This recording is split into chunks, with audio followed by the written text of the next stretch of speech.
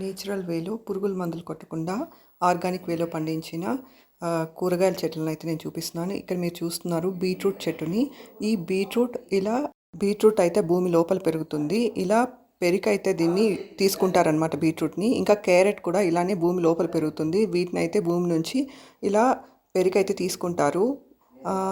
ఇలా చూసారు కదా, ఇలా ఉంటాయన్నమాట క్యారెట్స్ ఎర్త్ లోపల.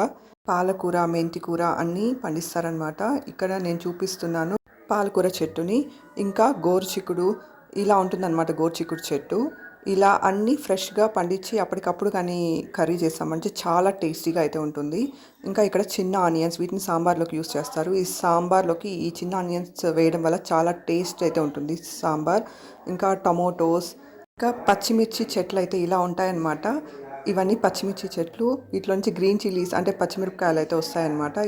ఇంకా ఇక్కడ మీరు చూస్తున్నారు పచ్చి మామిడికాయల చెట్టుని. వీటిని సాంబార్లోకి యూస్ చేస్తారు. ఇక్కడ మీరు చూస్తున్నారు వంకాయల చెట్టుని. వీటిని బ్రింజాల్ అని కూడా అంటారు.